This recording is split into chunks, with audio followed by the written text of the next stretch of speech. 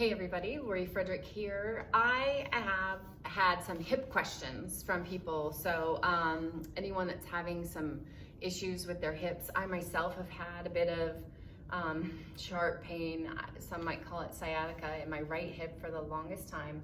And instinctually, people will go through maybe stretching and doing more stretching things, range of motion. For me, mine was more of a mobility, like I wasn't strong in all my range of motion. So actually in yoga class this morning, there was a lot of things for hips. So I just wanted to hit on a couple of things to where, if any of you are familiar with Pigeon Pose, Pigeon Pose is something to where you're supposed to have a parallel shin to the top of your mat and then be in the splits in the back. I used to be able to do this, right? For my right one, I'm going to show you that's just tighter. I stack up a lot of stuff underneath that hip, okay? And then I can sort of look like I'm in pigeon, right? But what I was realizing as, you know, I can get lower into this lower, what you call it, sleeping pigeon or something like that, but my function is not there. So for me, what I want you to, let me see if I can get you to see this. For me, what I was working on is my function, my strength. So here I can hold myself up in this position. My hip is strong to do that. If I bow forward, I get about here, and then I need to have support. I can't hold myself in that position. So for me, this is my mobility right here, where I can hold my function. My flexibility is obviously further, but my mobility, where this gets strong to push me back up, isn't as far. So that's where I want to work on my function. So maybe really light, bow, come up. I would just do some little flexions, just some wiggles to get that function in there, okay? There's also something that you can work on called a Shin Box. So my front shin is parallel this way and my back shin is at a 90 degree, so we're kind of making a box. Again, I need to add a lift on some of my sides, all right? This one, my internal rotation of the back hip is better. So you can switch from here. I don't know if you can see, but I have a lot more space under when I switch to the other side.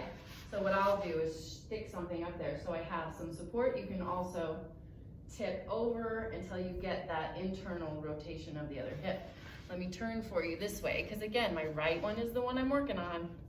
All right, so I'm gonna put it under here for contact, or even under my left one, all right? So from here, you might be upright, you might be tilted away, but what you wanna get good at is stacking your hips so we really make good 90-degree angles. From here, there's a whole bunch of different activations that you can do.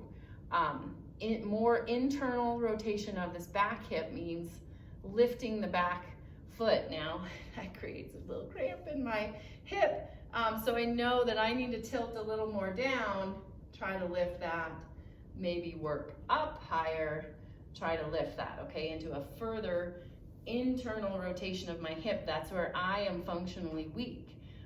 External means you're gonna lift the knee portion, trying to keep this the same.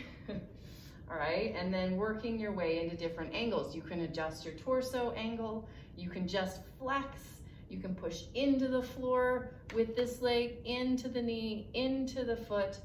Front leg can work on different, lifting the knee, lifting the whole leg, okay? Different functions that way. You can work on bowing forward, coming up. See how much stronger my left hip is to do those sorts of things than my right, okay? So then you can switch to the other side and try all the same things, noticing, hey, I'm more upright on this side. I can go further. I mean, this is my good one. Look at my internal rotation on this side. No cramping, no nothing. So there's definitely a functional difference, all right? So this is a lot of information with the Shin Box, and then actively doing things like pigeon my advice, don't just stretch the heck out of it, foam roll it to death. You need the function and activation as well. It's very important to have both for a functional hip. Working on this has really helped me not have aches or pains or twitches on long drives, if I have to drive a while or sit a long time or stand a long time even. So hopefully this helps you a little bit. Again, as always, please drop me comments if you have any questions below, because this was a lot of information, but let me know what's going on with you. Let me know if you try it, and I'll see you on the next one.